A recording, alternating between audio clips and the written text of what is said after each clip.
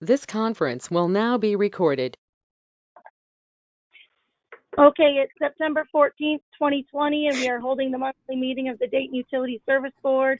We are holding this meeting by phone because of the COVID-19 pandemic and in compliance with the governor's executive orders and Back on Track plan, which allows local governments to meet remotely and to determine their own policies.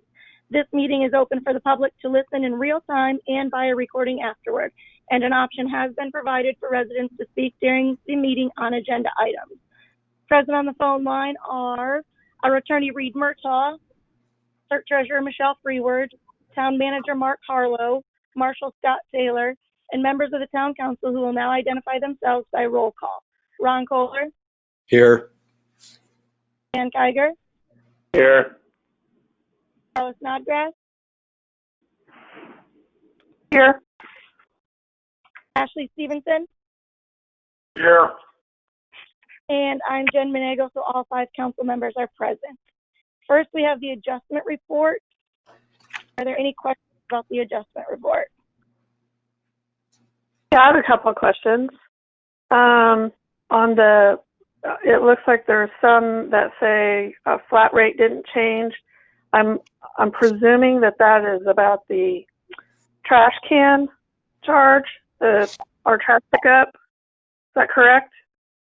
Yes. So what happened is when we went in and did the rate change, the people that get flat rate bills because they're on well or something like that, it did not change those. So we caught these during the bill payment, so we had to adjust those down for that difference.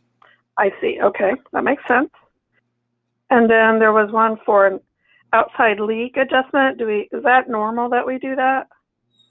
Yes, if it doesn't go down the water drain when somebody has a leak, we adjust their sewage, but they still have to pay for the water that was used in the leak. Gotcha. Okay. But since it didn't go down the drain, you just adjust it. Yep. Okay. And Mark is the one who caught leak on his leak report. I'm sorry, what was that about, Mark? Mark caught that house leak on his leak report. Okay, great. Thank you. Is that it? I think so, yes. I had one question for the prorated, the first month's bill, 3,000 gallon usage prorated, and I thought there was one other prorated one. Oh yeah, prorated last bill. Do you automatically prorate first and last month? No, once we get their meter reading, so like if somebody moves out, we get their meter reading the day that they move out so that we have that. And then once we do the meter readings for the month, we get what the meter reading is at that point so that we know from the previous meter reading to when they moved out how much that person used. And then from that meter to the monthly meter reading, we know what the new resident used. So you cannot create 2 bills at the same time. So we have to put the bill out. Once it's loaded, then we edit the bill, and then we create the bill for the new resident so that they have a bill. They just have a physical bill. We just contact them to let them know. Okay. Okay. That makes sense. Thank you. Okay. Anyone else? Okay. I make a motion to approve the adjustment report dated 8/1/2020 to 8/31/2020. I'll second.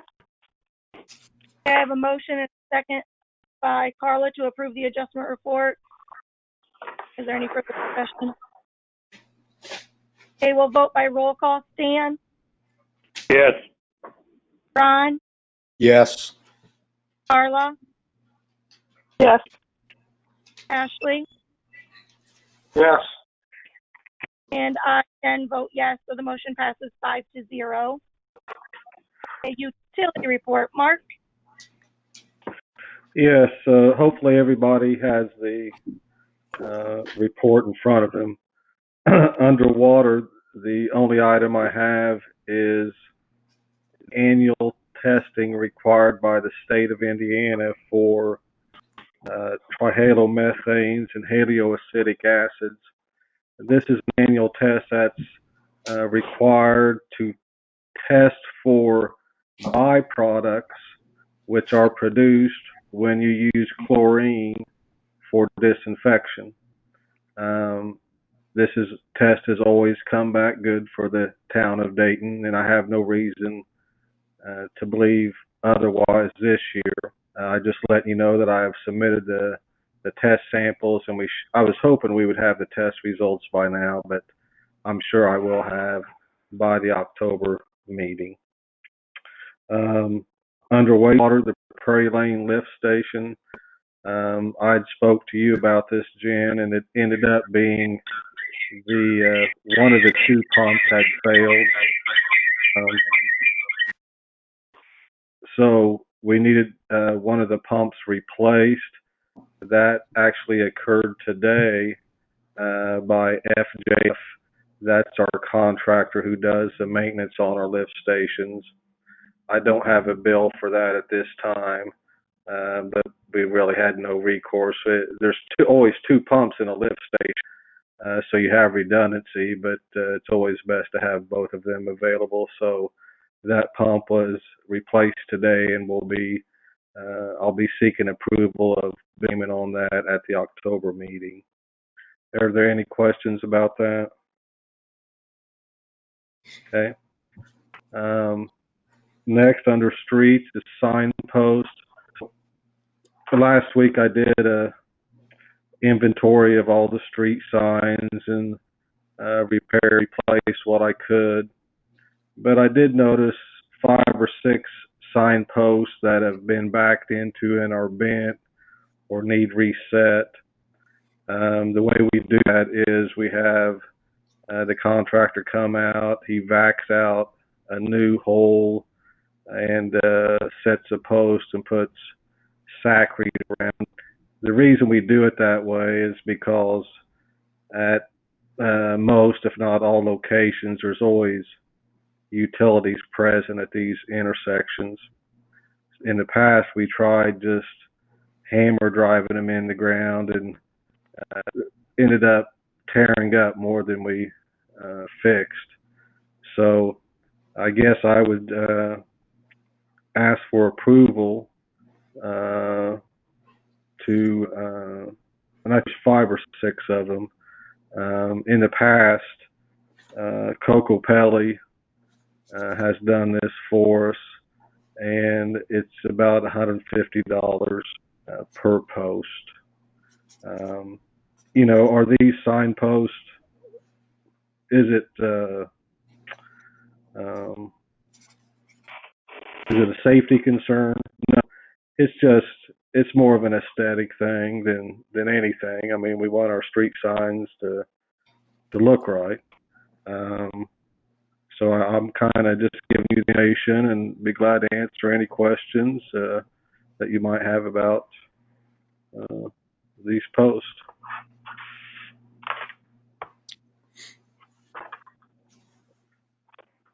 No questions?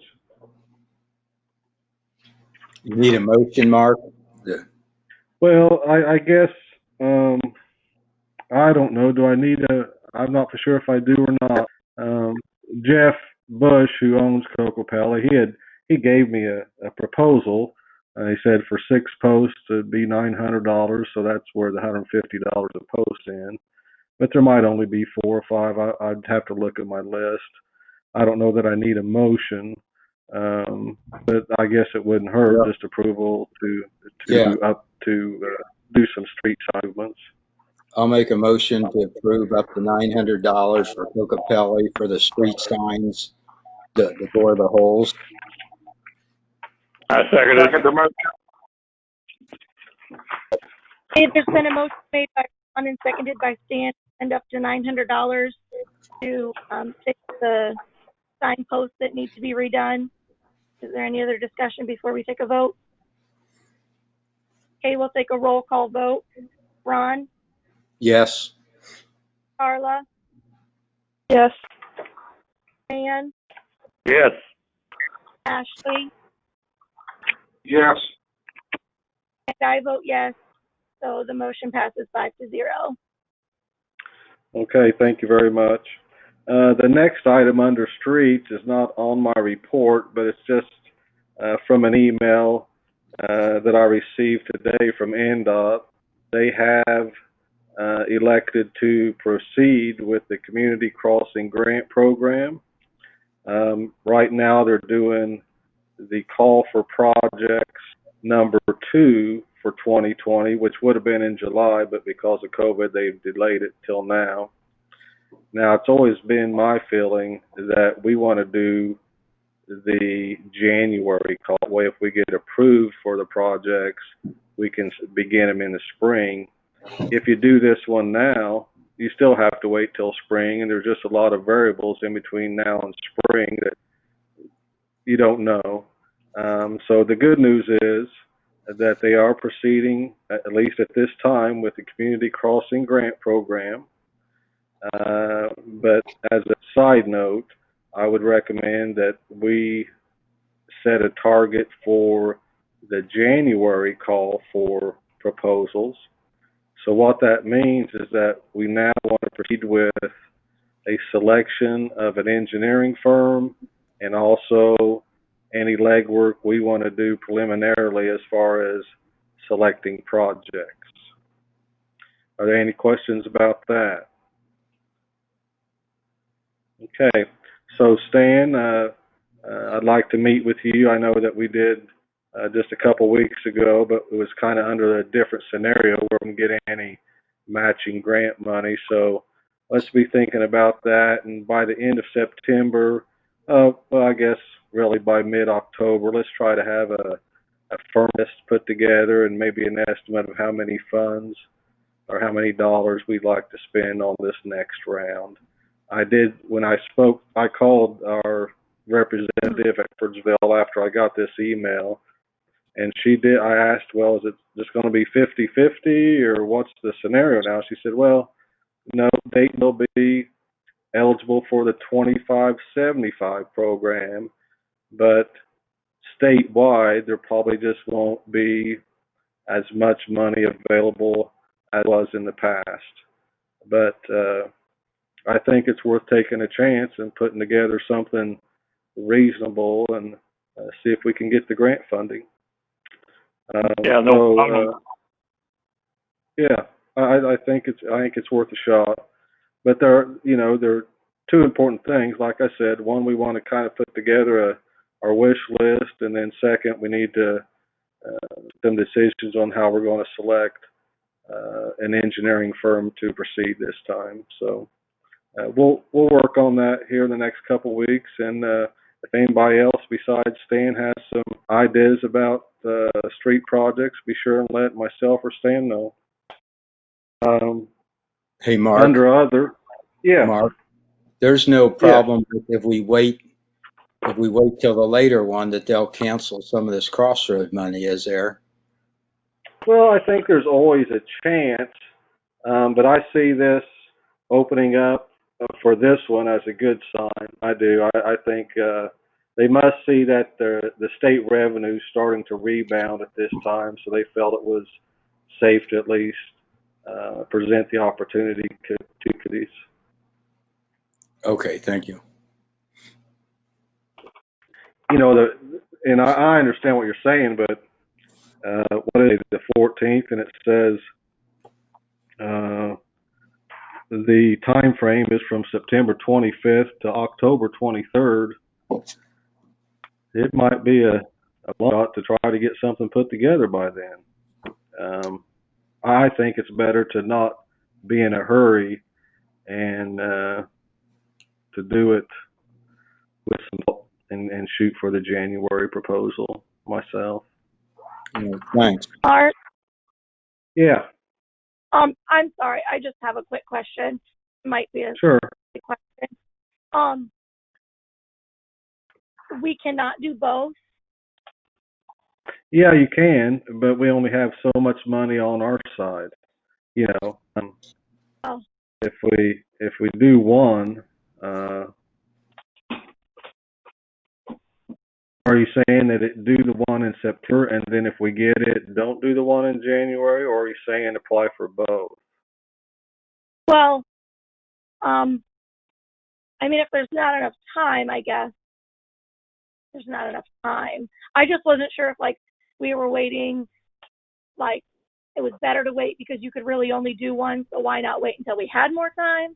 Or well, I can say this, that if you got one, because there's only so much money to go around, if you got one, you wouldn't get the other because they'd give it to a community who was not funded the first time. Okay. Yeah. The They try other to problem spread the is, money around. the other problem that we have is if we apply for the fall one and get the money, we typically can't do the work until spring, and you can apply for another grant until the one that you already have is closed out. So that would there make us not valid to be able to apply in January. So by doing the January one, that finally gets us back on track. So if we get the spring one, you can, or that January, you can do the work in the spring and then close it out, then to be able to apply for the next one, so you're back to regular rotation. Yeah. I do remember this being brought up before, yeah, how we got off track some. Yeah, okay. Right. Yeah. All right. So under other, the first item I have is the leaf pickup bid. So I'll go ahead and open these sealed bids and read the results to you.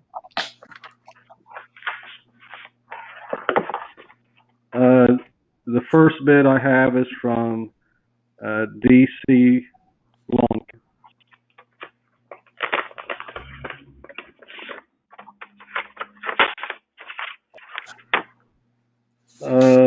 The bid from DC Lawn Care is $5,500.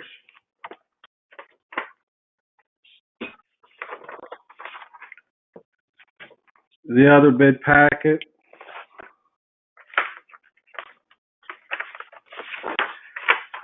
is from Kelly Landscaping.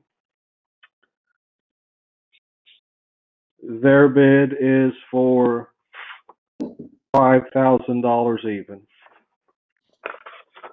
So they're fairly close. I think that what I would request that I think that I'd want to touch base with both Kelly Landscaping and DC Lawn Care to make sure that I'm putting their bids correctly. But I guess I would seek approval of awarding the contract to Kelly Landscaping for $5,000, contingent upon. I don't know how to word that, to tell you the truth. I make a motion. Mark, Yeah. before we do it, can I ask a question first? Yeah. So, what are the parameters supposed to be as far as the bid that they place? The parameters are they pick up leaves 4 times in between October and December. The first 2 are at their discretion, depending on how soon the leaves in the fall. The last 2 are with my approval, as far as determining when the last 2 will occur. I guess the only thing that makes me want to contact both contractors is that this is a 2-year contract. The way that I read it is that it's $5,000 per year from Kelly and $5,500 per year from DC Lawn Care. But I just want to verify that, and that's why I asked for approval contingent upon verification of the details. Okay, that makes sense. Any other questions about it? You know, while I'm on that topic, so I can't remember, and I didn't take time to find it. Can anybody remember what the contract was for last year? Mark, I believe it was $5,000. It was, yeah. Okay. So it probably is per year. I wanted to make sure. Thought maybe we was getting a deal.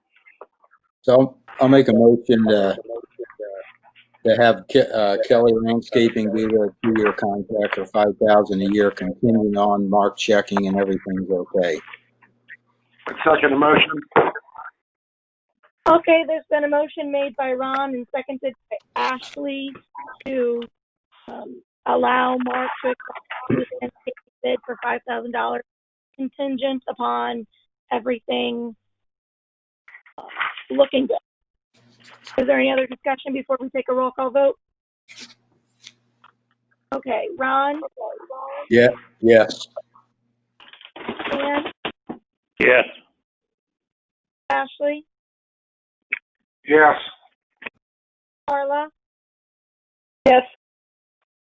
And I vote yes, so the motion passes 5-0.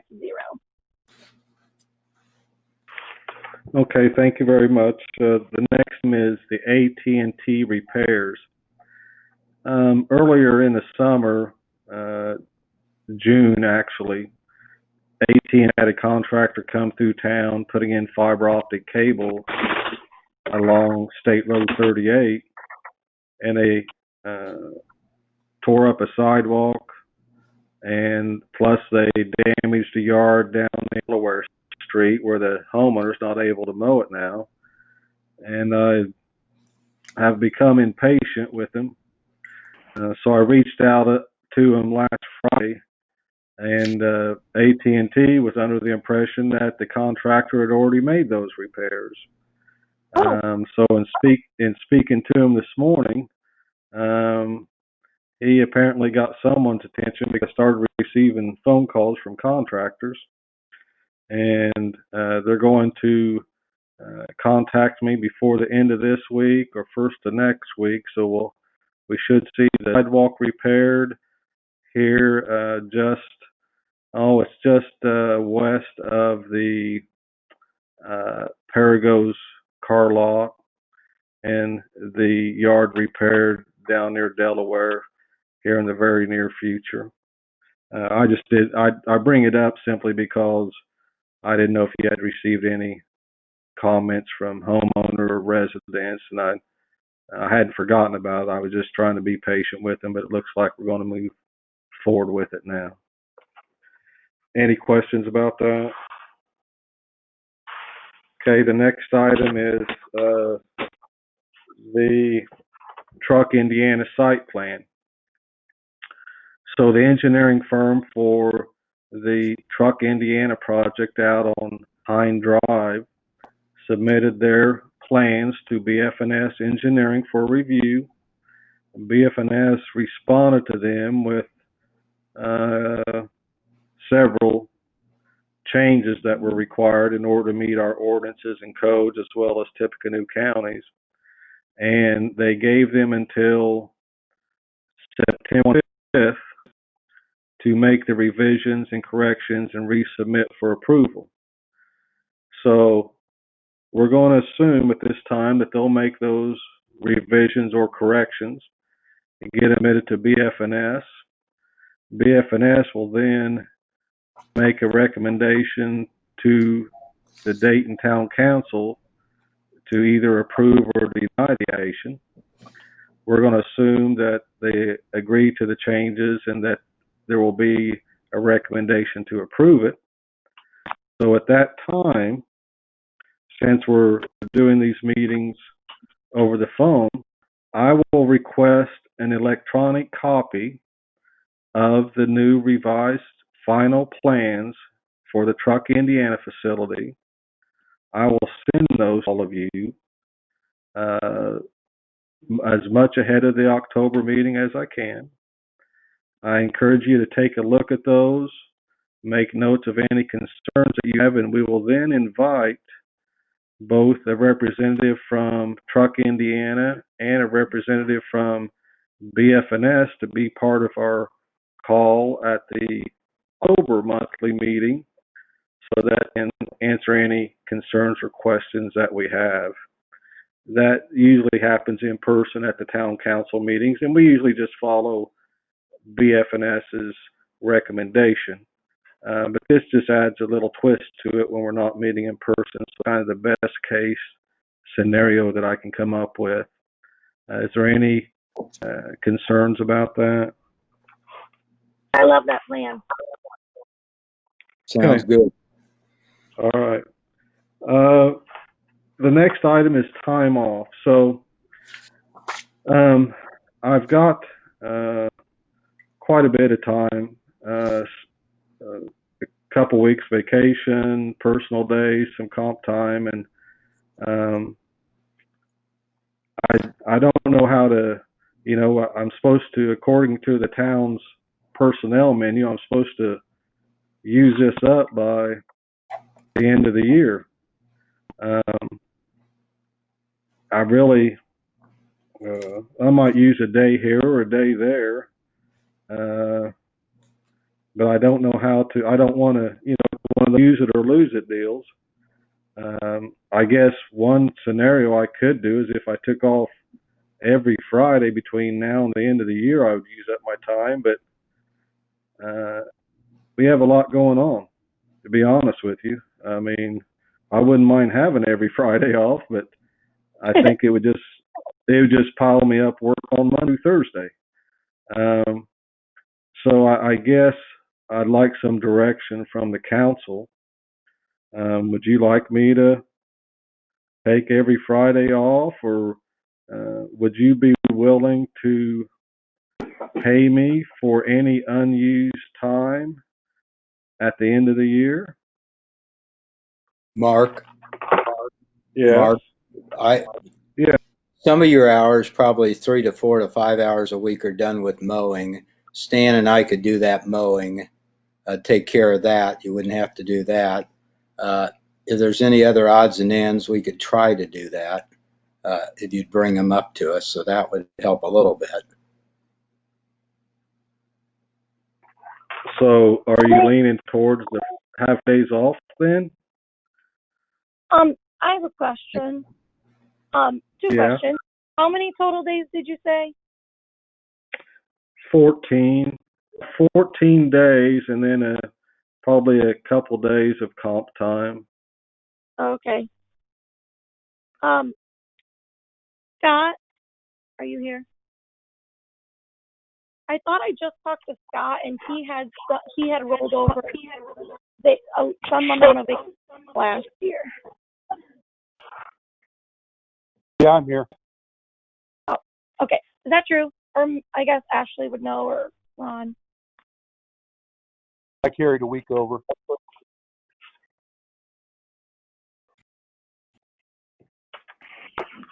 So Jen, are you saying that, I guess I would ask everybody, I mean, so are you saying that you would approve carrying over time?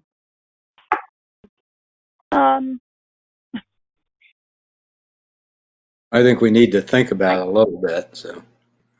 Okay, and that's fine. That's fine. I didn't want to wait until too much later in the year, I'm agreeable to different scenarios. I'm not saying, hey, I'm going to save it all and I want you to pay me for it. I'm not saying that I'm going to take every Friday off. I just, we have to come to some make sense for both the employer and the employee. So you guys think, but please give it some thought and let's not wait too often. Now the last item that I have that's not on the agenda, I thought I had it fixed, but the battery charged the shop. I thought I had it working again, but I can't get it to work right. So I went out to Tractor Supply and priced a similar battery charger. It's I don't know if you call it shoemaker or shoemaker, but this one's a little bit different in that that will do a battery analysis for you. But anyway, the price out at Tractor Supply is $169. So I'm requesting approval to purchase a new battery charger out at Tractor Supply.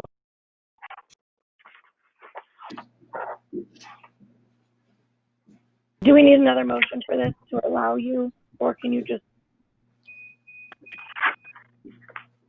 I don't know. I didn't want to do it and then, have questions about it. Is that I under make a our, motion, I make a motion to buy a new battery charger for the shop. I second it. There's been a motion made by Ashley and seconded by Stan for Mark to buy a new battery charger. Is there any further discussion? Dan, it sounded like you were going to say something. No, that's all. Oh, okay. Well, I guess, something I was going to say, but, I think there's somewhere written that it says I can purchase something for up to $300 or something, but, There is. and that's fine, but I just assume if it can wait, I just bring it up and talk about it before I bought something like that. Sure. Okay, we'll take a roll call vote. Ashley? Yes. Dan? Yes. Ron? Yes. Carla? Yes. And I vote yes, so it passes 5-0. Okay, well, thank you very much. That's all I've got. Mark, I do have a quick question for you. Sure. I had a resident ask me the other day, and I just thought I'd just ask you. They were wanting to know the status of Mulberry and the fiber optic and where that sort of stands. And so I would ask you if you knew if there's I know any that it's still moving forward. I know that they had sent mailers to all the residents asking if they would be interested in subscribing to Mulberry fiber optic. The last time I spoke to Mulberry, they said that they were finishing up some projects, and then this fall, early winter, they would be contacting me as far as when and where they want to begin at. So I believe it's moving forward, but I imagine it'll be spring before any will be available. Would be my guess. Okay. Thank you very much. Thanks, Mark. You're welcome. Okay. The hiring. The hiring freeze goes hand in hand with the utility board control over town utilities. But first, I'd like to say that the clerk having a town employee who she's responsible for has been a nightmare, and I don't believe we should ever be in that position again. Since we were elected, we've been told the utility clerk worked for her and not for the town, that the employee handbook did not apply to her employee, and she paid the utility clerk holidays without council knowledge or approval. The clerk has refused to recognize the statutory differences between her responsibilities and the council. She and her employee have violated the town's social media policy repeatedly by spreading lies and misinformation across various sites. The us versus them mentality needs to stop, and allowing this clerk to bring in someone else will just repeat the situation and add fuel to the fire. To resolve this situation, I propose we separate the utility office from the clerk. Back in July, I was supposed to work with Michelle and come up with a plan to present to the utility board for overdue utility accounts so we don't have to do any mass shutoffs. The power to do this lies solely with this utility service board, and without our approval, the clerk and the utility superintendent must follow our town ordinance. I've been denied access to information I have requested in order to make a plan for the delinquent accounts, and it's my understanding that the clerk has taken it upon herself to allow payment plans without our knowledge or approval. I've been given minimal vague information about the number of accounts past due by 30, 60, or 90 days, but not the amount each individual account is past due. The clerk claims the utility account information is private, but I am not a member of the general public. I'm the president of the board, which has authority over all things utility. Although it is not her right or her place to deny me information, I went ahead and asked for a report without names and addresses, showing only an account number, whether it was a renter or homeowner, and the past due information I wanted. She seemed to agree to that, but that was a month ago, and I have nothing. In the meantime, the board, who has statutory responsibility for our utilities, is kept in the dark, and our ordinances are being ignored. The clerk has assumed powers she does not have, and this board needs to exercise its lawful rights and responsibilities. Utility billing and collection is not a statutory responsibility of the clerk treasurer. Dayton, like many towns, has assigned it to the clerk treasurer, but with this clerk treasurer, that is no longer a workable solution. The tasks now assigned to the clerk that are the statutory responsibility of the Utility Service Board are to hire a utility clerk and to deposit at least weekly with the municipal fiscal officer all money collected from each utility to be kept in a separate fund subject to the order of the board, and also to make monthly reports to the fiscal officer of the receipts and disbursements of money belonging to each utility and an annual report of the condition of the utility. I would like to ask Reed to begin research and changes required to separate the Dayton Utility Office from the office of the Dayton Clerk Treasurer. The clerk is not able to keep up with the workload of her job and supervise the utilities.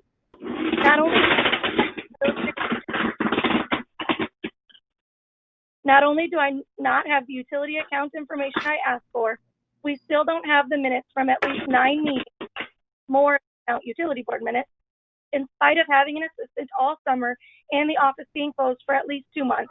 And she has refused to upload the oversight documents that we need to either put online or she is not doing the bank reconciliations, and a fraudulent spam message cost the town money over several months, and we're now out $500. Removing the utility office from her purview will lighten her load so we can get the documents we need in a timely manner. By our ordinance, the council should have the minutes before the next meeting, yet we are missing minutes from meetings as far back as March. The clerk wants to involve herself with things outside her job description, and it doesn't work for the council and it doesn't work for her. A clear segregation of job responsibilities is called for. I'd like to make a motion for a hiring freeze so we can get an idea of where our utility funds stand. From there, I propose the council resume its statutory duties over the utility office and hire a part-time office manager to oversee the operations of the office with regular audits by a qualified accountant. So first, I'd like to make a motion to ask Reed to begin the process of changing the wording in whatever ordinance we need to in order to separate the utilities from the clerk. I second that motion. Okay, there's been a motion made by me and seconded by Stan to have Reed begin the process of separating the utilities from the clerk. Is there any further discussion before we take a roll call vote? I just want to make you aware that I don't think that you realize, one, the bank reconciliations, half of the year has been done. But since you made Susie Bass go all the way back to 2018, I cannot continue on bank recs because as soon as she tells me what I need to fix that flew over from 2018, I have to delete all of the bank recs that I have already done for 2020, redo them because the fixing will be effective January 1 of 2020. So if we're going to tell the story, let's tell it correctly so I'm not neglecting my duties coming to that. Second, the minutes, no. The minutes that I have not done are for meetings that are 2.5+ hours. And I have already talked to my attorney about this. And with your guys' constant demands of what I need to supply you and all of the documents that I need to provide you and the information regarding the past due account duties, the first things that I'm going to do are the things that would cause me or this town to incur late fees or penalties for not getting those jobs done. Minutes does not deflect late fees and minutes or penalties on me. So those are going to take the back table. And for the fact that I have to have such detailed minutes is why a 1 2-hour meeting minute will take me between 4 and 6 hours because I'm constantly having to go back. As you guys have stated, my 4 to 6 pages of meeting minutes still isn't good enough for you. Also, just want to clarify, since Reed is not letting the council know this, if you take the utility responsibilities away from the clerk, that does not mean that a utility clerk or an office manager gets to walk in my office. The council will have to build a completely separate secure office, and they will not have access to my office. But Jen, first, you're not telling the truth. I did provide you with accounts as many accounts as are overdue. I'm not going to sit here when people are coming in on a daily basis and paying down those accounts and send them to you when they're literally them off as I'm creating the report. So to sit here and do that, that's wasting my time and your time, because the numbers are constantly changing and they're going down. We've had a very huge amount of people coming in here and paying down those accounts. So I want the board to be aware, and I want the town residents to be aware, that the town council taking over the utilities doesn't mean that you guys are my boss and I answer to you, because the utility clerk is not the town employee. She does not follow the employee manual of the town. She is the clerk treasurer. Read the state statute. It says it clearly right there. So be fully prepared to spend thousands and thousands and thousands of dollars to send Jen to training, to learn all billing and how to do everything, and be prepared to work extremely close to me, which we all know that you refuse to do, because if you take it away from me, I still will be oversighting you, because I am responsible for the town's money. So all of those accounts will still be in my name. So therefore, I will still be checking your work. I will be checking the receipts. You will have to bring me the bank deposits. So you're going to have to be more involved with me than you already are and that you don't want to be. So Reed needs to make that clear to you, that taking over utilities is probably not what you're thinking. And Jen, you're already complaining that the utility money is going down. That's what you're claiming. Guess what? If you have to build another utility office that has a secure safe and all of that for the money that's being brought in, then guess what? That money is coming from utilities. So please explain to the residents of Dayton why the council feels the need to spend tens of thousands of dollars just for retaliation. And you guys claim that this has to do with you don't know where you're at financially, so you want to do the freeze. Again, when Ron was clerk, he had Lena in here 34 to 36 hours a week. Plus, she was getting paid to clean town hall, and we didn't have as much money back then as we do now. And I also hope your attorney made you aware that you not sit here and make a motion to freeze the hiring process. You physically have to re-amend the current salary ordinance. My attorney told me I could go out right now and hire a utility clerk because the salary ordinance says so, until the council goes and amends that salary ordinance and takes that down to zero. Jen, so apparently you guys don't know your. Can I talk again? 1 second, Ron. I don't remember all the things it said, but I just wanted to touch on a couple things. I won't argue, but I'd just like to speak. The bank recs weren't done for 18 months. It's not like they just started not being done when Susie Bass showed up. That is a lie. They were done for all of 2019. Michelle, let her talk. Stop talking. Well, she's a liar. Okay, and there's nothing that says you have to have pages and pages of detailed minutes. I think the only problem we have is when you choose only certain things to add. So it might be to everyone's benefit if you don't have such detailed minutes. The office you are currently in, you are using as an office, but that's the utility office, and we are able to provide you other places to have your office. So I don't think that that's a big deal.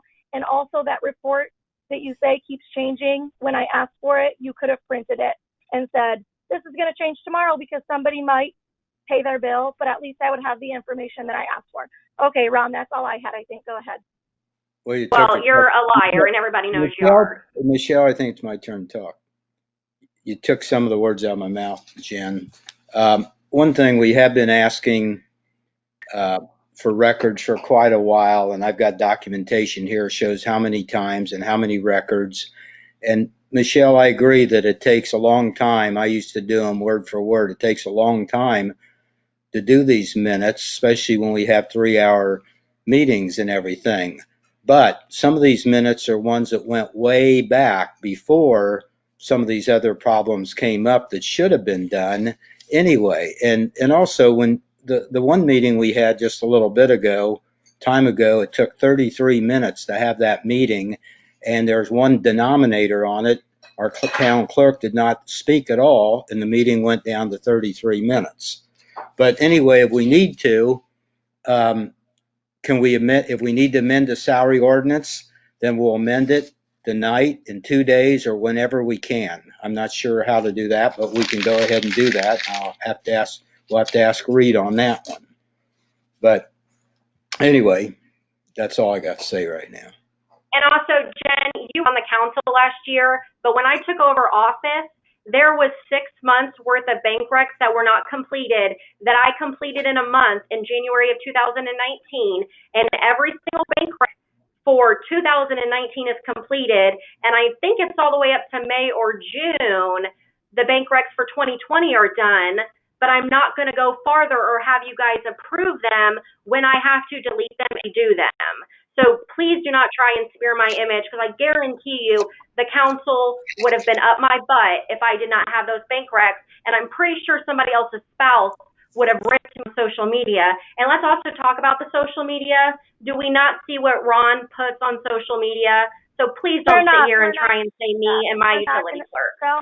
Nope, we're not going to We know, Jen. It's okay when Ron does it. Everything's okay when Ron does it. Okay, there's been a motion made and seconded. Is there any other discussion before we take a vote? Quit muting me. Okay, there's been a motion made by myself and seconded by Stan to have Reed begin the process of figuring out how we need to separate the utilities from the clerk. We're going to take a roll call vote. Ron? Yes. Stan? Yes. Carla? Yes. Ashley? No. And I vote yes. So the motion passes 4-1. Okay, I'd like to make a motion that we freeze any hiring by the town at least until we get the results of the utility rate study. You can't do a hiring freeze. Second it, Michelle, or second it, Jen. That's an illegal motion. Reed needs to speak up and tell you guys that you cannot do a hiring freeze. Michelle, please stop interrupting. Oh, I'm going to, Jen, because you guys are. There's been a motion made by myself. Michelle, you can't tell me when to speak up. To have a hiring freeze and wait until we have the results of the utility rate study before we make any decisions. We'll take a roll call vote, but before we do, is there any other discussion? That's why we're paying 3 town attorneys. Okay, Ashley. No. Ron? Yes. Stan? Yes. Carla? Yes. And I vote yes, so the motion passes 4-1. Okay, are there any other comments on utilities? Hey, Jen? Yeah. Or Reed, do we need, if the hiring freeze, is the hiring freeze enough, or do we need a salary ordinance? Does it need to be amended to go along with that right now? Yeah, I agree that you would need to amend the salary ordinance. Thank you. But it's also perfectly legal to pass a motion with the town council's intent to do a hiring freeze. It may not mean that it's effective tonight. It's not legal. It's not binding. I can bring somebody tomorrow if I wanted to. Reed, how about? So I'm not going to argue with you regarding the law because you have no legal experience. That's why we pay Reed, 3 attorneys, Reed. Mute her, It's Jen. improper for you to second guess or to be asking for legal advice regarding something that the town attorney should be advising on. Whether the town council's motion is proper or not has nothing to do with the town clerk treasurer. That's the end of it. Hey, Reed, so in the next day or two, could you try to draft up a salary ordinance that reflects this, that we want to do a hiring freeze? And then we'll call a meeting for in a couple days, if that's possible. Yes. Okay, thank you. Okay. Are there any other comments from council on utilities? Okay, I just need a motion to adjourn. I make a motion to adjourn. Second it. Okay, there's been a motion by Stan and seconded by Ron to adjourn the meeting. Ashley? Yes. Carla? Yes. Ron? Yes. Stan? Yes. And I vote yes. Meeting adjourned. Okay, this is Ron. It's September 14, 2020, regular town board meeting at Dayton Town Council. Jen has already made the opening statement, did the roll call. All the council members, our clerk, town manager, town marshal, and attorney are still on the line, so we will proceed. First on the agenda is the town attorney. Reed, we start with the internal control ordinance? Would you explain it, please? Yes, thanks, Ron. So in 2015, Indiana Code 5111-27 was changed. This required all legislative bodies to adopt the uniform internal control standards, and the town did so in adopting Ordinance 2016-4. The State Board of Accounts standards make it clear that the management, which is the legislative body for a town, that's the town council, is responsible for the implementation of these standards and setting any policies. Specifically, Principle 11 states that management designs the political subdivision's information system and related control activities to achieve objectives and respond to risks. And then Principle 14 states that management internally communicates the necessary quality information to achieve the political subdivision's objectives. Information is communicated using established reporting lines, appropriate communication methods considering the audience and nature of the information, availability, cost, and any legal or regulatory requirements. So it's the town council's desire to amend Chapter 30.05 of the Dayton Town Code regarding the internal control ordinance. And that is what the town council is going to vote on tonight. Okay, what is that ordinance number, Michelle? Ask Reed. Michelle, I don't okay. get the ordinances that you guys pass. So since I don't do anything, Okay, I make a motion to adopt the revised internal control ordinance 2020 dash whatever our next ordinance for this year is. Need a second. I I second it.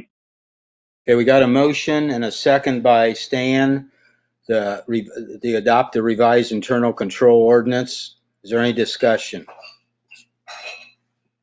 Okay, don't you have to do the pass on first reading motion? Yes. I've got questions on this. Go ahead, Ashley. You know, this is not just updating state statute. You know, it's a lot more than that. Seems to be directed at Michelle's office. You know, I would be in favor of some of this stuff, but, you know, with these, you know, paragraph D and some of these other items in here, you know, it seems like somebody's being a bit vengeful here on this ordinance. Actually, if you saw the ordinance that I shared with you regarding Battleground, there is a very similar ordinance that they've passed, and it, you know, does outline what information is going to be shared between the Battleground clerk treasurer, and I think they have it set up as the treasurer of the town council. But, you know, really, All that Dayton did in 2016 was the minimum. And so, internal control is something that is the responsibility of the town council. And it's an important matter. I talked to Georgia today.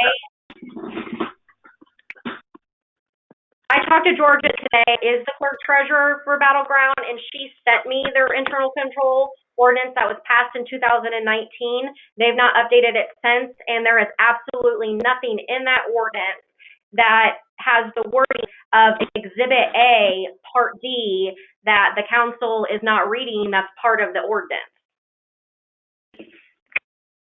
They passed a resolution which adopted their policy.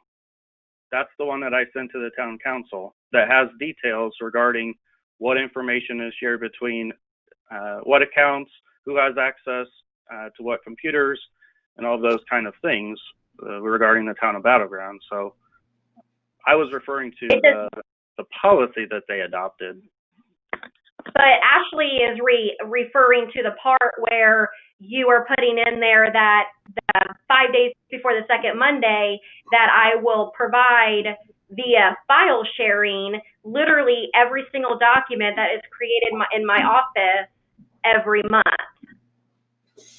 That's what you're not letting the people know that's in this ordinance.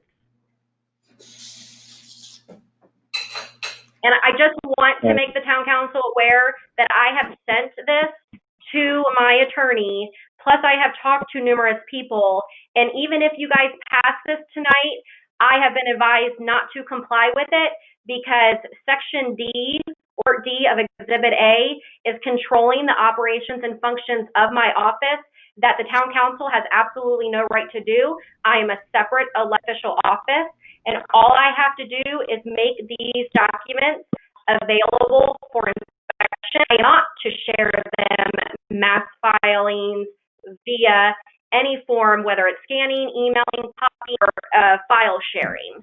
So you can pass it, but I'm just letting you guys know I will not be complying with it.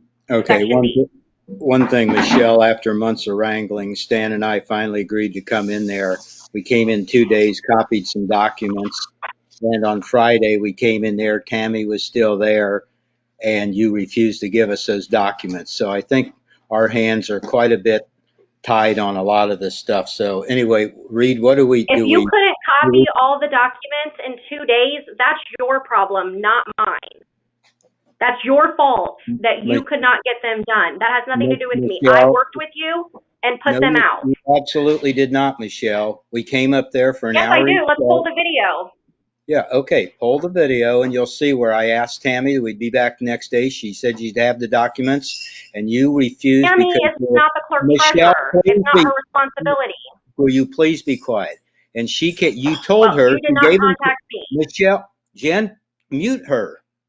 Let me finish. Tammy had the documents because you leave every day to go drive your school bus to your second job, and this is why you can't get to half this stuff done.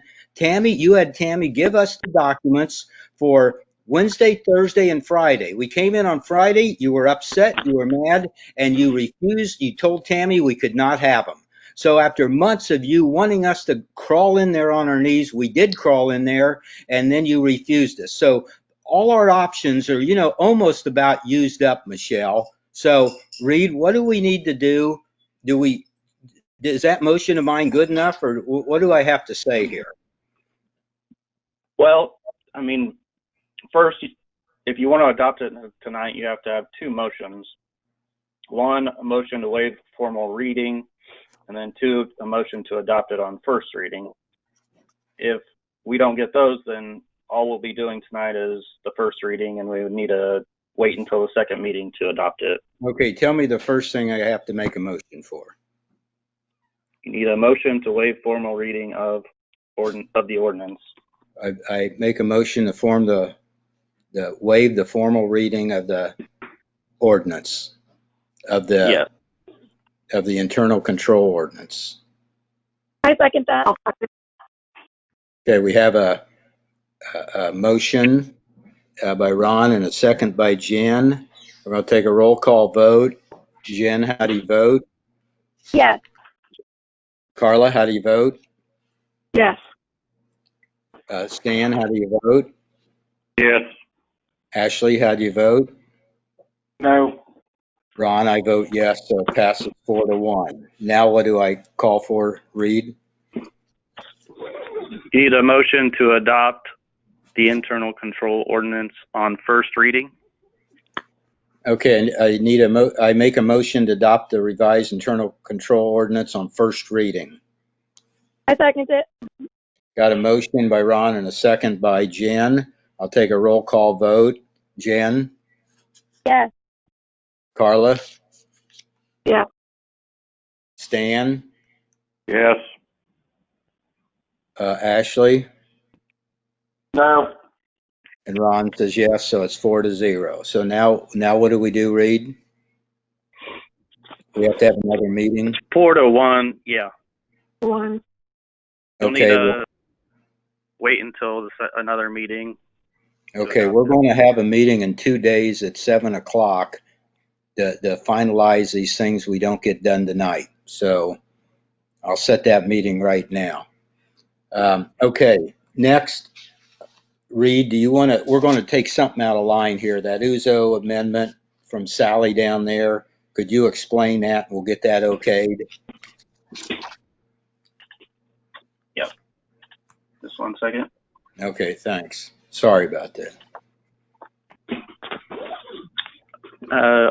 The Area Planning Commission voted 17 yes, 0 no on a motion to approve the closed amendment to the Unified Zoning Ordinance.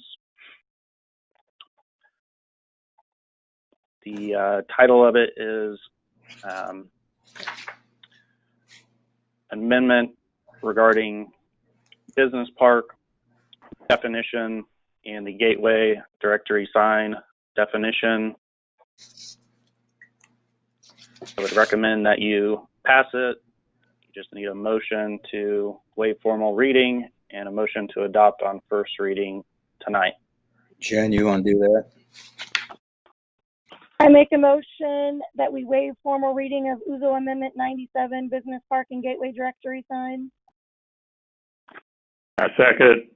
Okay, we got a motion and a second motion by Jen and a second by Stan. I'll take a roll call vote. Jen, how do you vote? Yes. Carla, how do you vote? Yes. Stan, how do you vote? Yes. Ashley, how do you vote? Yes. And Ron, I vote yes, so it passes 5-0. And I need another motion. I make a motion. So for the to adopt motion, this will be a Dayton ordinance. So this will be ordinance 2020 dash whatever is next. Okay, I make a motion to adopt on first reading ordinance 2020 dash whatever is next. Second it. Okay, sorry. We have a motion to. So the ordinance is still amending the Unified Zoning Ordinance, section 97-11. Okay, we have a motion. Go ahead, Jen. Should I restate my motion then? Yes. Yeah, you can just Okay, then say it's my ordinance original- number and ordinance amending the Unified Zoning Ordinance. But I'm adopting it on first reading. Is that the correct wording? I'm sorry. Okay, so I make a motion to adopt on first reading ordinance 2020 dash whatever number to amend the Uzo 97 Business Park and Gateway Directory. We have a motion. We need a second. I'll second. Okay, we have a motion by Jen and a second by Carla. I'll take a roll call vote. Jen, how do you vote? Yeah. Carla, how do you vote? Yes. Stan, how do you vote? Yes. Ashley, how do you vote? Yes. And Ron, I vote yes, so it passes 5-0. Okay, now we have new and old business. We have, Jen, if you want to start it with this grant information, please. So I talked to Nanette Vandevoort, and she was telling me about the income survey. And right now, as it stands, we don't qualify for a lot of grants because you have to have 61% of people that are low to, I think she said medium or moderate income. And so right now, I think would be a good time to get this income survey done to see if we qualify for grants, especially with COVID. People maybe lost their job or just lost wages or whatever. She doesn't know the final price. It's $1,000 to her, and then whatever the hard cost is to mail the surveys. So she said she doesn't think it would be over $1,500.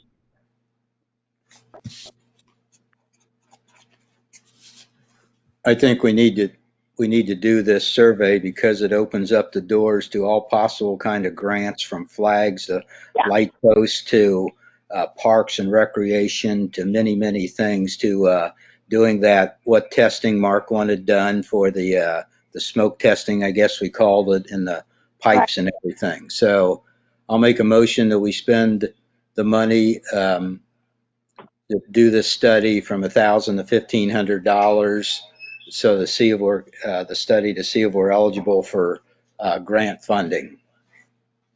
I second it. Okay, we got a motion to do the income study for $1,000, $1,500. Ron made the motion. Jen seconded. I'll take a roll call vote.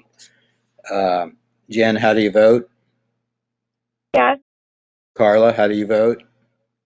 Yes. Stan, how do you vote? Yes. Ashley, how do you vote? Yes. Ron, I vote yes, so it passes 5-0, and hopefully we can get some good monies from this thing. Okay, now. Can I say one more thing? Yes. If we do qualify, you were talking about grants might come up to us. I was thinking we might be able to get a grant for a comprehensive plan to consider other options before we make any final decisions on Yost Drive. For comprehensive plans, they usually survey the community as they plan. I really think we need to have community input before we do anything more to change the town in a permanent way. Okay, good. Thanks. Okay, I agree, Jan, and I think we need to put a 2-year hold on Yost Drive while we try to secure this funding, like you said, for the comprehensive plan. Get a survey of the community and look into Yost Park and Yost recreational trails and things that benefit Dayton. We need to find also out about our complete finances of this town, because one day we're losing money with water and wastewater, the next day we aren't. We really need to take a couple years and plan all this stuff.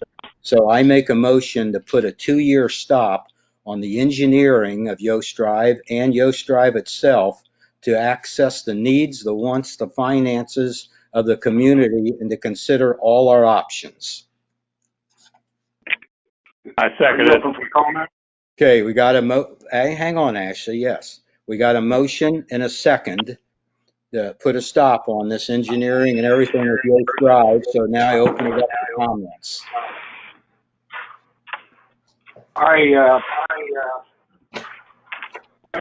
I'm glad to hear about a comprehensive plan. I think that's a good thing. I worry about losing the grant match that we currently have for Yost Drive. My understanding is it takes a couple years to do the engineering anyway. We never will know a cost or be able to incorporate our ideas into a plan if we don't do engineering. I don't know why both of them couldn't be done at the same time. Maybe the engineering wouldn't be done in a quick way, okay, but, you know, I don't think we ought to walk away from a 80-20 grant, and I believe by pausing it for 2 years that you would be forfeiting that grant money. All right. Okay. I did talk to Sally, and we could open this up later and go for grant money and stuff. It'd be the same thing, just delaying it. So anybody else have a comment? Ron, this is Mark. Yeah. So I've just in thinking this through.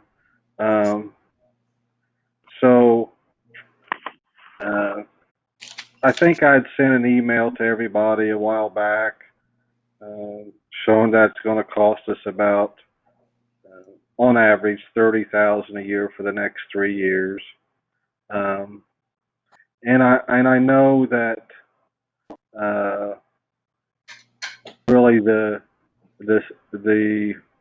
item that has made this even more disagreeable was the zoning of the Carr family land to I-3. And I agree with the town council. If it's going to be annexed, at that time it was expected to be annexed into the town of Dayton, and we should have full authority to determine what that was zoned. But it didn't turn out that way. And I agree with you. That's disappointing, to say the least. But in that phone call that we had, me, you, and Ashley had with Dan Teeter and Mr. Carr, they insinuated that what they hoped to build out there was something similar to that Toyota plant that's on Haggerty, just to the west. So whenever they said that, I took the opportunity to call Rabita down at Area Plan, and I just asked her, I said, you know, that seems like a nice facility, but what is that zoned? And I assumed she was going to tell me that was zoned I-1. And it's not. It's zoned I-3. And so I guess whenever I think about this project and making a decision on whether to move forward or to cancel it or delay it, I do know that if there's no activity for a 6-month period, the project is more or less determined to be inactive by NDOT and the federal government, and that has repercussions. So, you know, I hate to assume the worst case scenario that they're going to possibly build this monstrosity of a warehouse out there that's going to cause noise pollution for the folks at Deerfield, or cause an eyesore, if nothing else, for the town of Dayton. I get that. But I just don't, I hate to base decisions upon worst case scenarios. And, you know, with my estimate of about $30,000 a year for the next 3 years for engineering costs, I did see some paperwork that said, and Reed, you correct me if I'm wrong, but has the TIF district, has it been determined and completed and it is done? Yeah, that's right, Mark. The TIF district is a joint TIF district, though. So if the town of Dayton doesn't move forward with Yost Road, it's possible that the county could rescind the TIF area that they assigned to the town, and that area could be re-TIFed To the county. So to the county or Lafayette. Is it accurate to say at this time, though, that that acreage that was zoned I-3 is currently in the town's TIF district? Correct. Well, with that being said, even though it's not what we wanted, should we at least try to benefit from it through the taxes on it. And just like we will with the taxes from this truck Indiana, I don't want us to look too short term and not at least get some benefit from even, I guess, try to make some lemonade out of lemons. Now, Mark, yeah, go ahead. well, what we are doing is we're still tipping the area. We still get the tip dollars. We don't have, this is against our complete 40-year comprehensive land use plan. We even if we lost the tipped area on that one portion, we'd still have 45% of the tipped areas in our town. 25% is up to the east of Yost Drive that we were tipping. So we lose approximately 1/4 of the tip money. But on the other hand, we don't have $1 million to $1.25 million, $1.3 million to spend, and we can use that money on everything. And the county wants this road. My understanding, the county wants this road real bad. I mean, it's been on the docket for 40 years. That means also 8 or 9 town councils have not approved it. And they went against all the land usages up there, against all the town wrote letters. We talked to them individually. They said they'll build their own road. They said they don't need our road. They don't need us. The commissioners, the council, area planning council down there voted against us. They threw us right under the bus. So, but we will have, I don't really want to put our town until we do a complete comprehensive research on this and everything. We can do it in 2 years or 1 year or 3 years or whatever. I don't want to, if we go any further, we're committing, and then we're going to have big dollars, big expenses, and we don't know what our actual town expenses are at this point. We had a financial advisor tell us 3 or 4 times we can't afford it. We have to get loans for it. And we're trying to lower costs out here and not have a truck raceway going north and south, which a lot of people think it will be. There'll be those trucks coming out of the north side of SIA, and it'll be an avenue right down there, and I begged some of the commissioners to come out and talk to us. We're going against everything, the 3 different comprehensive, 81, 87, and 97. This town, the council, everybody went up, and even in those reports, it said that you'll be under a lot of pressure, do things you don't want to do, and all this stuff. But our town is getting ruined awfully fast, and we live here in this town, the people here that are really concerned about it. So I think we need to plan the south end, the east end, and the north end before we get ourselves into so much debt and get behind the 8 ball that it's nothing but it's already a truck selling place with 14 bays of working on trucks that are going to be open day and night with those lights and noises shining for all of Deerfield and all that. So we ought to have parks, recreation, do spot parks throughout this area that's left, and see what we can do by doing a good plan on that. So Okay. that's Yeah, why I appreciate that. I'm just, yeah. I'm just trying to take a kind of independent view of it all. So Right. I understand what you're saying also. Yeah. Hey, John? Mark, will you Yes. also confirm and explain that if we cancel this 80/20 grant with NDOT, the 80% that they have already reimbursed us, we will have to pay that money back. So then the town is going to be out of, what is it, 30-some thousand again, because we'll have to pay that back. We'll be out $27,000, and that's it. And for $27,000, we're going to be out of a heck of a lot more if we go through with it. Okay, can I finish what I'm saying? I also talked to somebody from NDOT, and they told me that with NDOT grants, that is one thing that you do not want to get on the bad side of. So we have already agreed to this and signed the contract.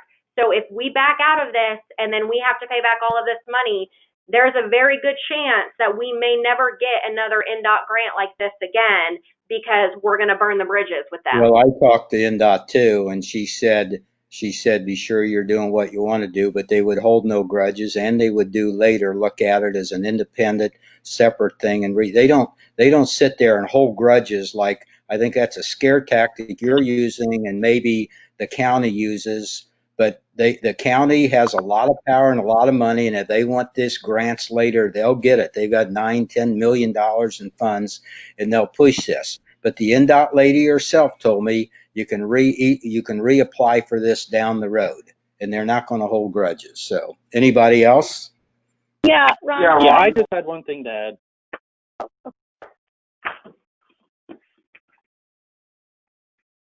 Jen or who? I was waiting for Reed. Okay. Oh, Mark, so with the TIF district, there's really two components of it. So one is Yost Drive, but the other component of it is whether the town of Dayton provides utilities to that area. So, there has not been a town council vote to provide utilities to that area or to not provide utilities to that area. But if the town council votes to not provide utilities out there, then I think that would be much more likely that area would be re-TIFed. And we would not be able, in that circumstance, to keep the money.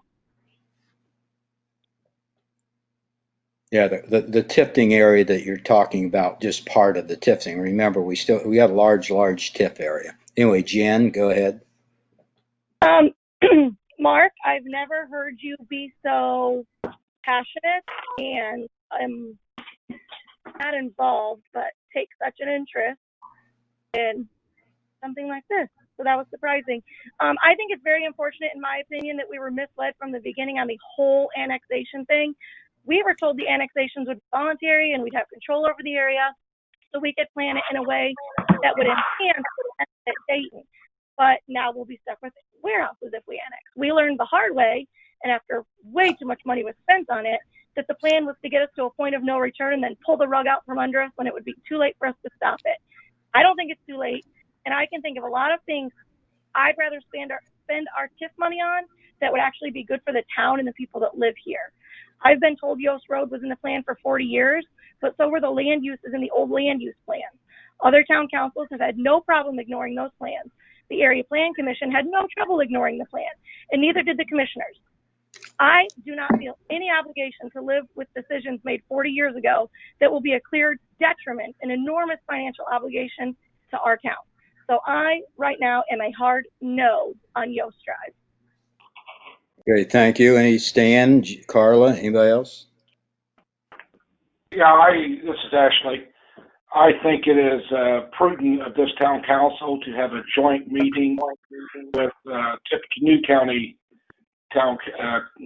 Commission, and have a public meeting where we can talk directly to the county, and maybe Lafayette's involved in that meeting. I think if you're going to plan, you need to bring those partners in with it into the fold.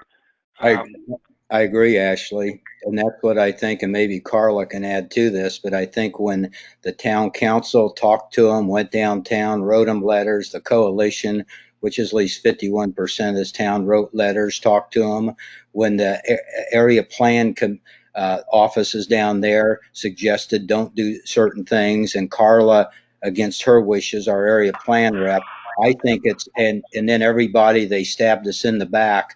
I think we ought to worry about Dayton, Indiana, and our own hides from now on, and not have the big interest shoving things down our throats.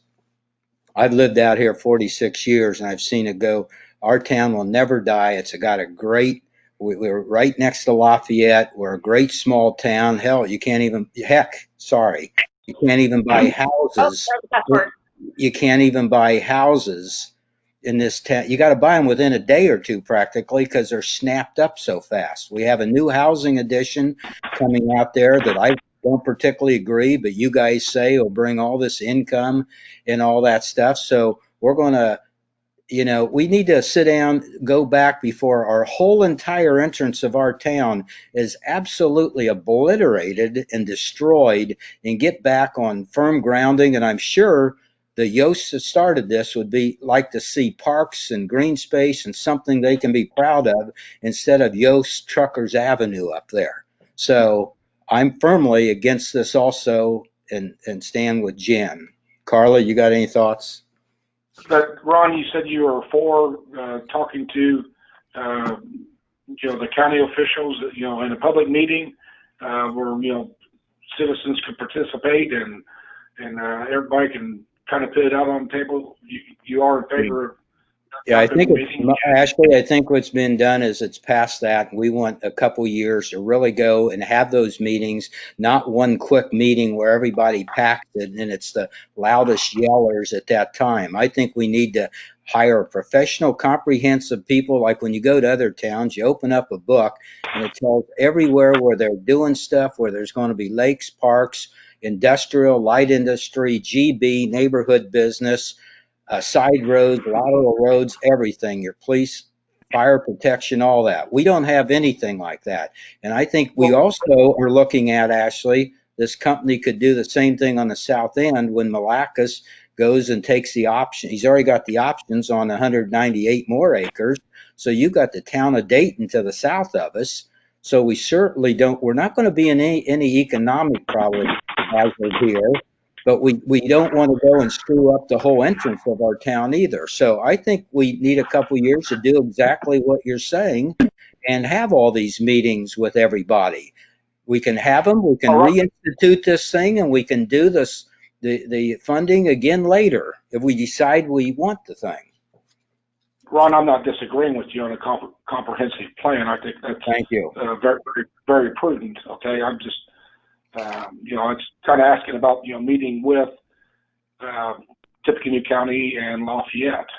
Well, we have, actually, we have met with them. We've gone down there and begged them some. Okay. Yeah, I understand that. I'm talking about. Okay, actually, I guess I think we need to have a lot of time to do that. All I'm saying is I want to do what you want to do and everybody does. We need to have time to go through this and study this because this might or might not be the best thing for Dayton. And I think our water and sewage rates keep going up, our costs go up. I think we need to start looking and really seeing, instead of just throwing raises out there, doing this, buying that, whatever, we need to slow down a little bit. And this is a humongous expense that's a lot of things are tied with it that you can't get out of later. If you want to do other things with that area, you just can't. Once you commit to this, it's a done deal. And I think that's why the rush in this last couple years was to get that done deal done past the point of no return. So, Carla? I have a question for Ashley. Yeah, go ahead. Ashley, you say you want to meet with Lafayette Council, the county commissioners. What is it you think can be achieved by doing that? What do you think can happen by having that meeting with our council and them? Well, I think it's all planning, and this part of the land we're talking about is currently in the county. Okay, so obviously they need to be involved. We have a I-3 rezone out there that potentially could get water and sewer from Lafayette. So I think Lafayette needs to be involved in a meeting. I think that meeting we need to find common ground. Find things that we agree on, and then the stuff that we disagree on, we can address that. But right now, we're out here, going one direction, and you don't really know what direction your two neighbors are going, and quite frankly, that's not very good planning. That's a bad deal. But don't you think that it's important?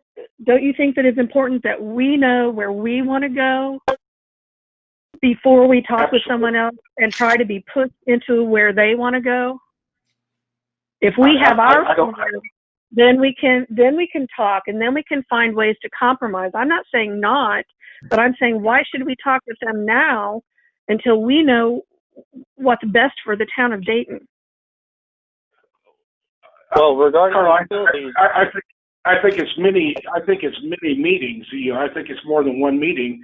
But you know, if you don't know where they are from the start, then you know whatever you're working on, you know, maybe void after you gain information. You know, information is king. So you know, to talk to the folks what their plans are. You know, we can have meetings on this amongst you know in the town council setting also and plan, and then you know find ways to fold it all together. Actually, we've had meetings with them downtown. We've talked to all of them. Go ahead. Agreed, Ron. And I'm not saying I'm not saying that you're wrong, but it sounds to me like you want to meet next week. And I'm saying, let's get our act together. Let's get ourselves pulled together. What is it we want? At least give us a few months to get some of those ideas pulled together. Then I can see sitting down and talking with them and saying, here are some of our ideas, you know, but just to start talking to them right now, after they've already said, no, your thoughts, your wishes, your desires mean zero to us. I agree, Carla, and we need to do our comprehensive plan and do plenty of planning on this. So anyway, Carla, I think the immediacy has to do more with the TIF district and getting a better understanding of, are you guys risking the county rescinding the joint TIF district? Absolutely. And I think that, you know, we need to have, you guys can only act as a body, as a legislative body, you know, not just one council member's communications regarding an issue, you know, have any weight unless you guys have a vote. So, you know, there's two distinct issues. One is Yost Drive. Two is the utilities out for the area that was rezoned for car. You know, and I think that you guys just need to either have discussions tonight or have discussions at future public meetings. But, you know, I just want to make sure you guys know that if the only indication is that the town of Dayton will refuse to provide utilities, you know, that I just want to make sure that you guys have an understanding of what reaction the county might do, and how that might impact you. That's good, Reed. That's one of the things. That's one of the exact things that I want to know in my head specifically. How does that affect us? Will it affect us? Can it affect us? What are repercussions if there are repercussions? Those are things that I don't know fully. So before I talk with them, it's I hard get that for information yeah, before we even discuss it. Yeah, I think there's limitations though on both sides of having you know, communications unless you guys meet you know, in an open door, you know, in a meeting that is allowed by the open door law. I mean, you know, individual council members can talk with individual commissioners and exactly. You know, get some ideas. That's what I meant. I want to do. Reason that Well, read the motion on the floor is about Yost Drive and stopping it so we can plan the TIF thing, all these other things. You know, they said they didn't need our utilities at all. So we need to take a couple years. They said they didn't need Yost Drive. They didn't need this. They didn't need that. And obviously they went behind our backs and did a lot of things. So we're talking, I made a motion about Yost Drive, about delaying that. I'm just trying to clarify that. Yeah, that's good. That's all I you guys are addressing tonight is Yost Drive. That's all I was okay, so we got a motion for Yost Drive about. Go ahead. Yeah. There was someone that emailed that wanted to comment on Yost Drive. Oh, okay. Go ahead. Yeah. Well, I have the person labeled, but then it looks like they left. But I was just going to see if it was one of these callers real fast that has called in. So I'm going to unmute and see if it's Patricia, and then I'm just going to mute him again. I just want to make sure she's not here. Okay. All right. Patricia, are you here? Nope, not me. Thanks. Okay. It looks like we lost her. So okay. Thanks. Okay.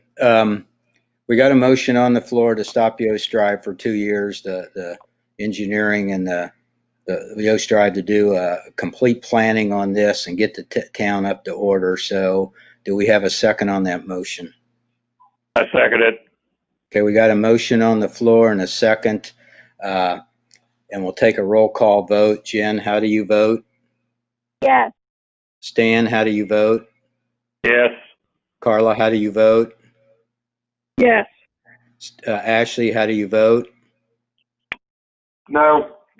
Ron, I vote yes, so it passes 4-1 that we'll put a complete stop on Yost Drive with the engineering and the drive itself, so we can take a couple years and do a complete plan for that area up there, and probably along with it, other areas of the town. So, and I think everybody will be happy with some of the ideas that will come out of it.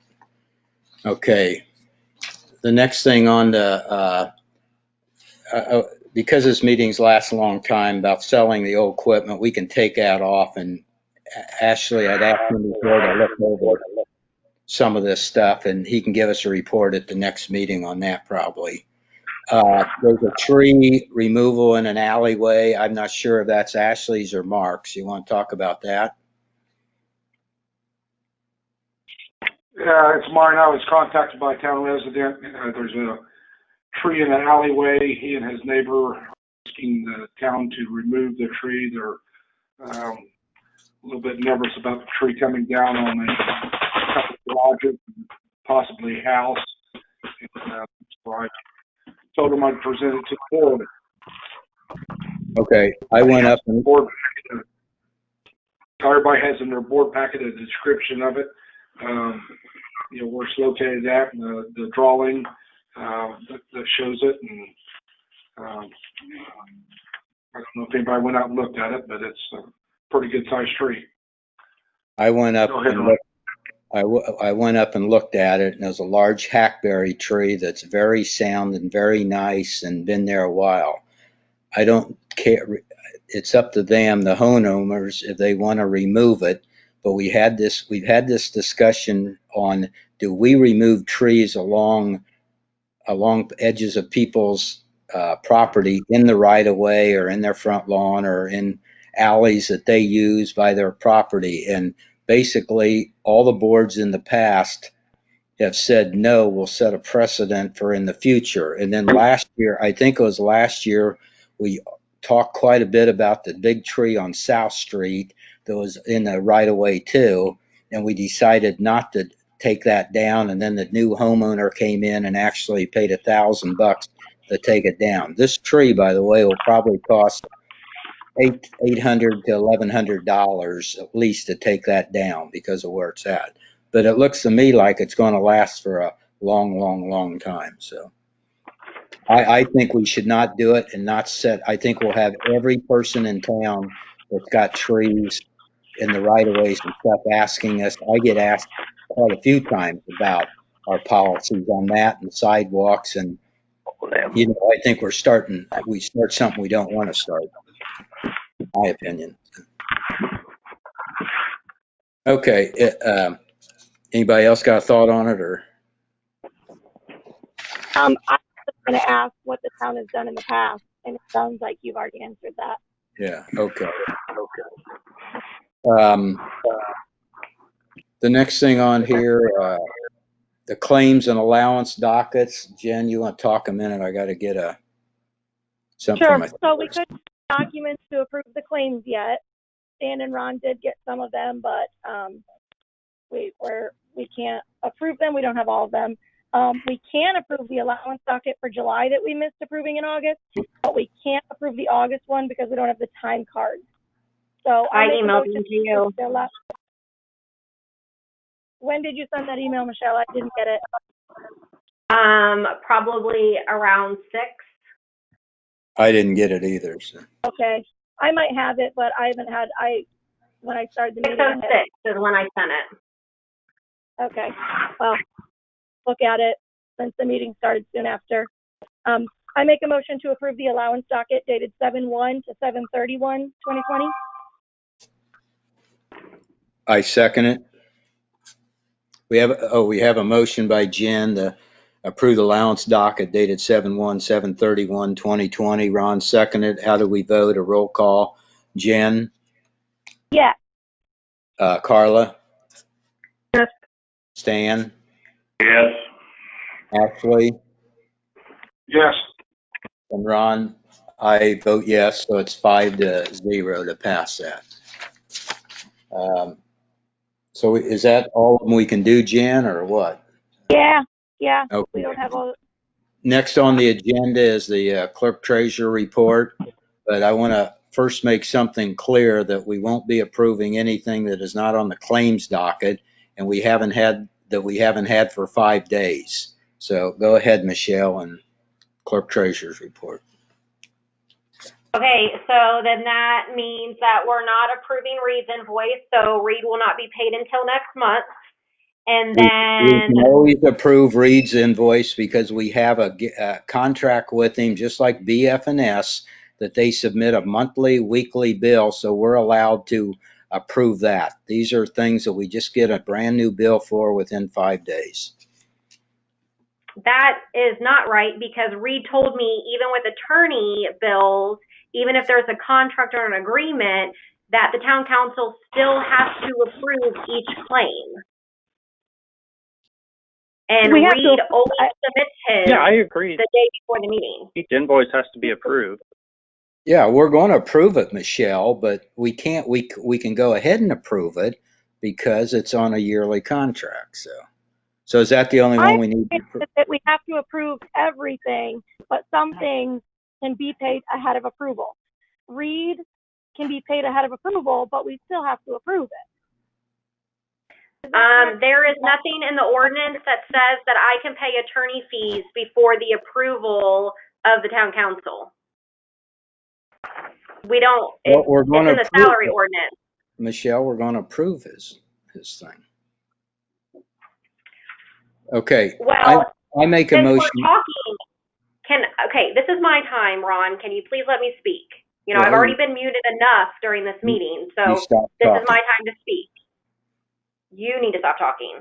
So I need to make the council, along with all of the residents, aware, since the town council doesn't like to pay attention to stuff or work with me on anything. So we, not including this invoice that you guys are about to approve for Reed for $3,118, the town council has already, or excuse me, the town of Dayton has already paid Reed $32,425 just for this year, and we still have 4 months left, including the $3,000 that I'm getting ready to pay. At the end of 2019, Reed's total amount that was paid to him, December 31st of 2019, was $32,556. You guys also need to be aware, since you're talking about not going over budget We and are being aware of fiscally that. responsible. We are aware of that. So You are not aware that we are going to be going over budget. We only have 19% of the professional fees in the general, which is $4,862.93.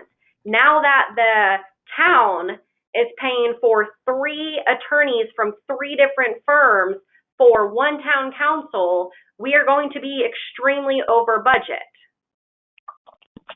we know So that. you guys are sitting here.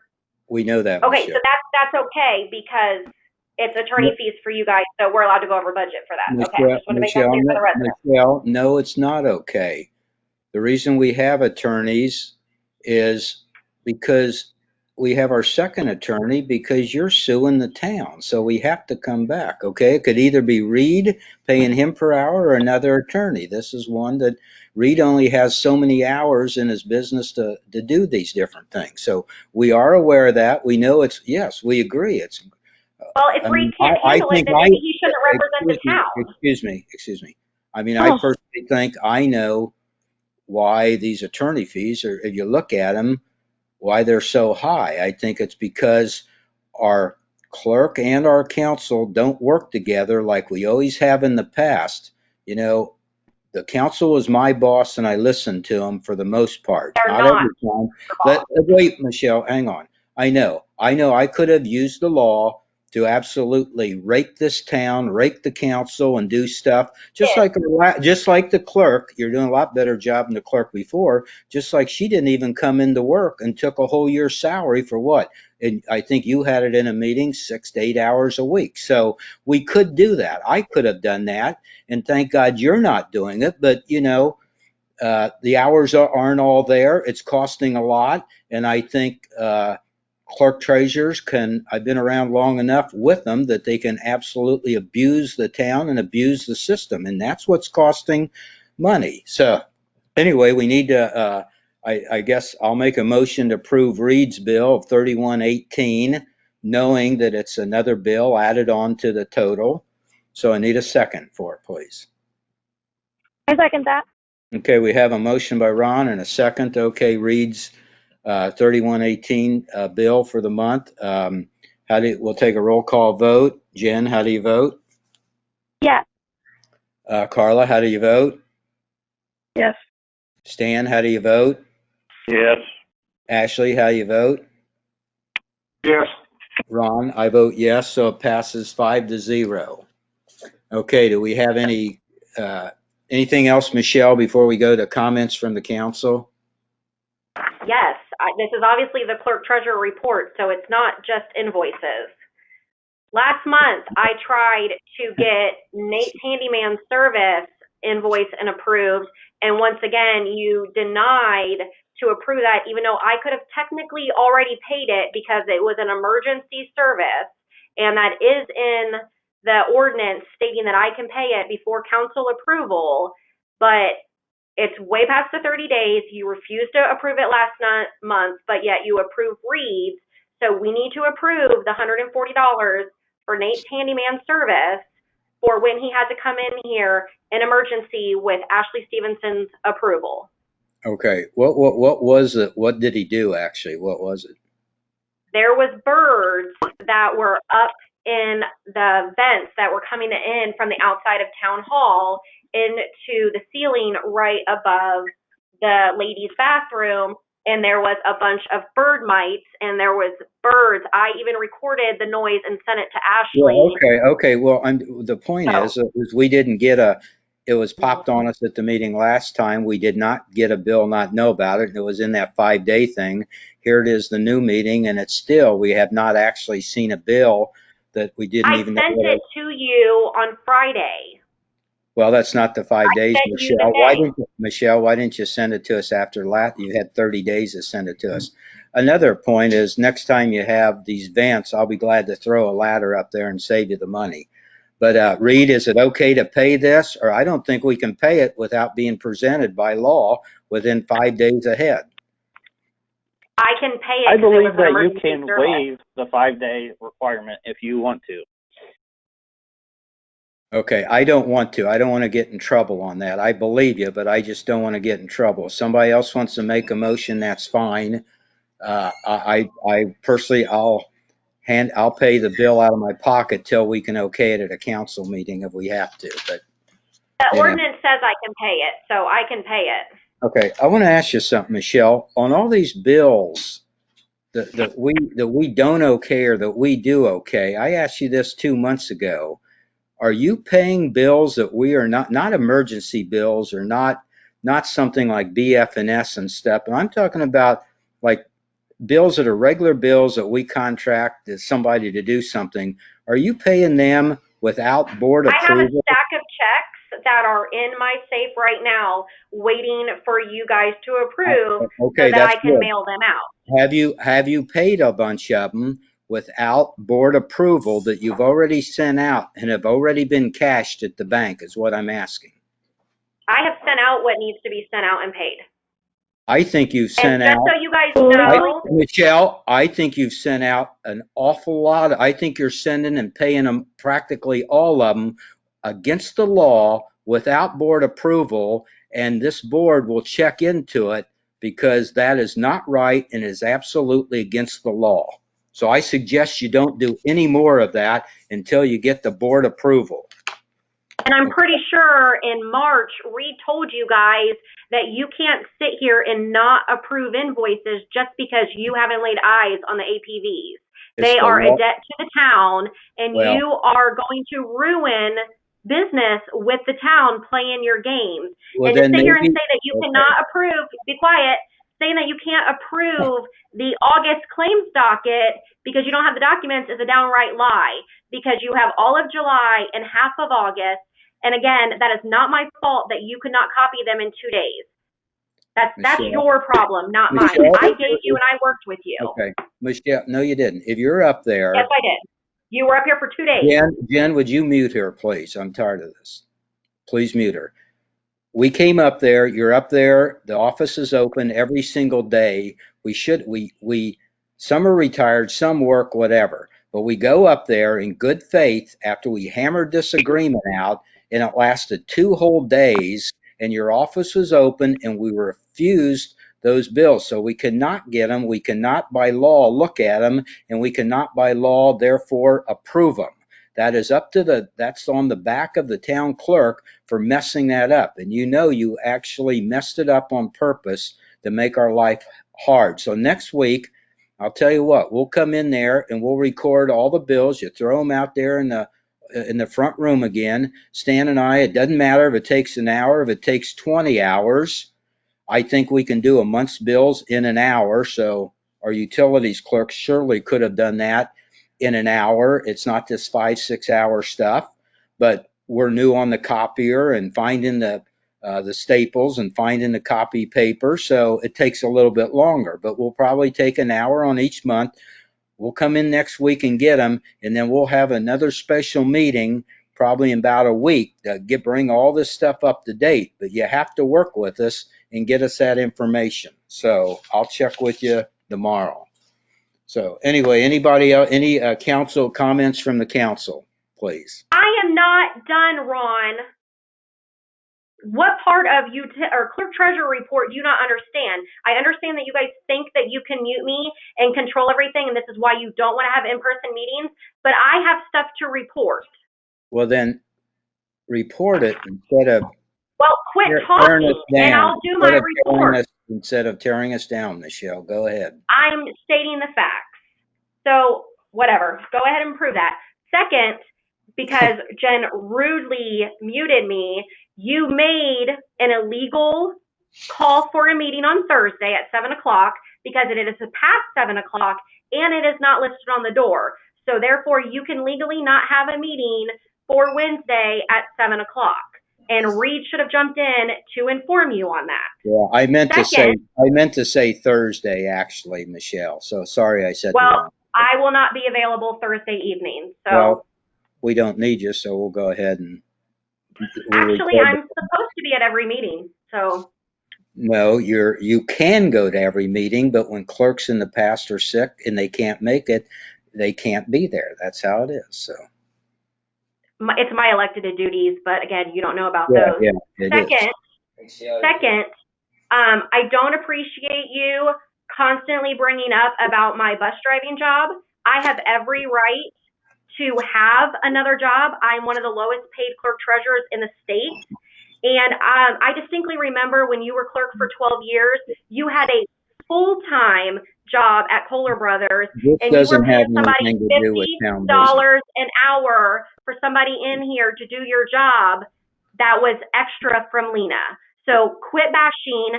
I do not have to answer to you. I am allowed to have another job. Yeah. And again, do not say that it is my responsibility and that I'm holding these claims up, because I legally only have to make the invoices available for inspection, and that is what I've done since day one. So do not put it on me and do not lie to these residents because you do not want to do your job. I came in on Friday and you did not make them available to us on Friday. We came in there. You have no right to take over Mark's office for 3 days. We weren't going to take over. Taking over his office.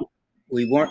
That's up between us. That office is got the sink and the refrigerator, Mark's. It's got everything in it. It's the meeting room. I'm sorry, Mark. You don't have an office. You have a desk. We schedule it with Mark, so there's no interference. In fact, there's a lot of times Mark has me do a lot of things for him too, Michelle. So, but we came up there. It doesn't matter Okay. where we cop him, and we were refused those things. So anything else you have, Michelle, we need to move No, on. but I do want to apologize to the marshal because I accidentally forgot to put the police report on there. So we need to give the floor to Marshal Taylor, please. Yes, Marshall Taylor, you want to go ahead and speak? You awake? I don't have anything. Yeah, I don't have anything. Okay. Okay. Any reports from the council people? Council. Stan, Jan, Ashley, anybody? Nothing from me. Nothing from me. Carla? Oh, they were interested. Ashley? Okay. I don't have anything, so we need Ron? we do need to make the meeting for Thursday night and post it, Michelle, and we'll get it on the websites, Jen, for Thursday at 7:00. Okay. Okay. And then, okay, I need a motion to adjourn. I make a motion to adjourn. Okay, a second. I second. Okay, we have a motion to adjourn this meeting in a second, and we'll take a roll call vote. Jen, how do you vote? Yes. Carla, how do you vote? Is that a yes? Yes, definitely. Okay, Stan, how do you vote? Yes. Ashley, how do you vote? Yes. And Ron, I vote yes. Meeting adjourned, and thanks everybody for listening in.